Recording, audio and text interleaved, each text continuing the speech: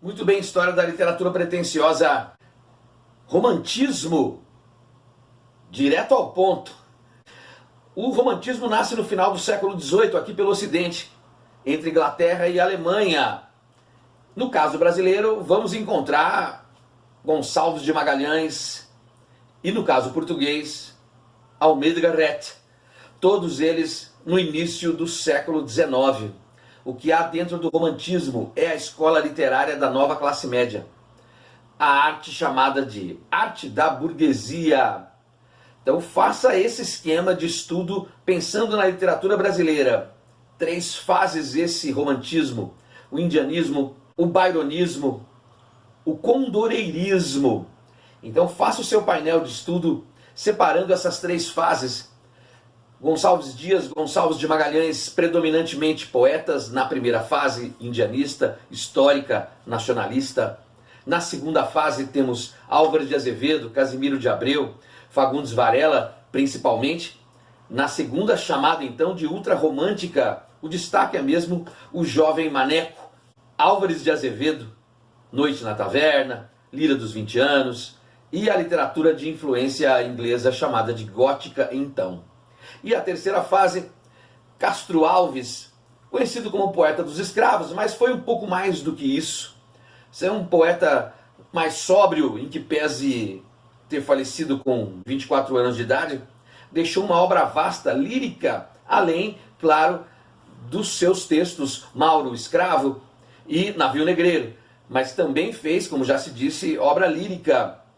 A poesia de Castro Alves faz um pedido ao leitor que perceba as necessidades mais sensuais, orgânicas, dentro dessas relações amorosas, esse pedido do romântico em ser sonhador e universal. Castro Alves parece que conseguiu reunir aquilo que góticos e também indianistas tentaram no meio do século XIX e expôs em sua poesia.